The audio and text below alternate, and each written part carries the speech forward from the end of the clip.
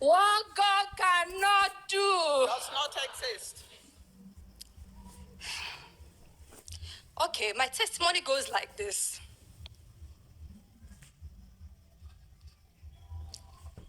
On the 22nd of January 2023, which happens to be my husband's birthday, the devil wanted to take him away from me.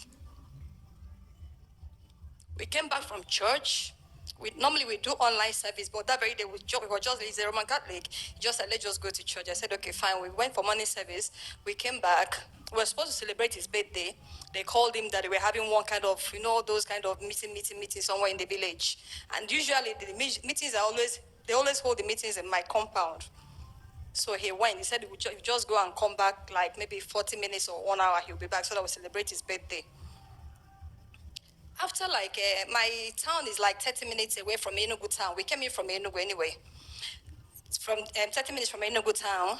After 30 minutes, he called my phone and was doing shuru. I was like, how can he be calling me and be doing shuru? I thought probably it was network or something like that. I called him back, he didn't pick. I called him again, he did not pick. He called me and he said, unknown men are in my compound. I hid somewhere, pray for me. Hi, you can imagine that kind of low tone, a big man, that kind of low tone, as in that he hid somewhere, he had hiding in his own compound. Immediately I called out my children, we started praying, we started declaring, I shall not bury and I shall not be buried. My husband shall not bury and shall not be buried. We said all the things, even I called devil a bastard. Or the way Papa calls him bastard, he said, devil, you are a bastard. You cannot make me a widow at this age. It's not possible. I wanted to cry. I said, this is not a devil, I will not cry for you. This is not a crying matter. My husband will not die. I will not bury my husband. I was declaring, I was crying unto God. I was crying unto God. I was crying unto God. After like 30 minutes, he called my daughter that they had left. Wow. Meanwhile, they used bullet to shatter his vehicle. All the glasses everywhere in the house. They cleared everywhere. They were actually, sorry, I omitted something. While they were having the meeting, my husband left the meeting. Remember, the meeting was held in the compound. My husband left the meeting and went inside the house because there was a power surge. Immediately he went inside the house, those men came in. Yes, those men, they came in and they started shooting. So it was at that point when he heard the gunshot from inside, that was where he hid himself. That was when he hid himself.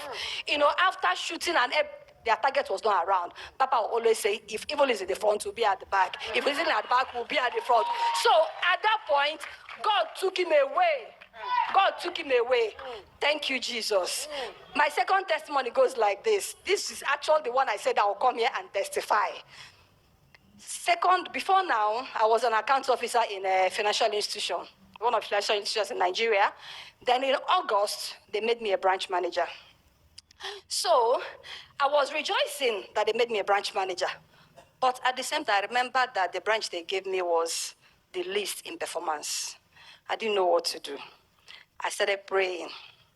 Then Papa mentioned one day on the altar, he said, and I quote, there's somebody here, they gave you a new place, and you've been thinking how you're going to turn the branch around. God is telling you, go, that he is with you. Immediately, I grabbed it. I now said, the very day I went to the office, Papa will always tell us, whenever you're doing, make prophetic move. I brought out my seat. I brought out another seat. I sat down. I told God, sit down. This office is both of us. If you cannot be here and will fail. I know they gave me this branch thinking that I will fail, but I know that we are together. The branch, in my office, there's something we call scorecard. I met the branch with a scorecard of 43%. That was like a murder case. That was an exit, no two ways about it. In fact, the person that was there actually got transferred to another branch because he didn't know what was in for him. So after praying, and I believed, immediately Papa said that, and I grabbed it. I believed that it was me, that nothing will happen. Within 3 months, within that prayer, within that period, Papa was always saying that he's drawing back the time. We're going to end our years in one day. We're going to end our 7 years in one day.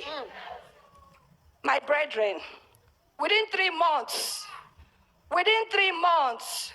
God turned around my branch.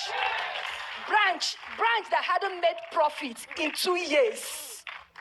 with a scorecard of 43%. Within 3 years, God turned around, 3 months, God turned around my branch. And we went for a meeting. I was the only branch they congratulated. God made it for me from being the worst branch to one of the best branches in Enugu. I'm not taking it for granted. Thank you, Papa. Thank you, Papa, for all your prayers. Thank you.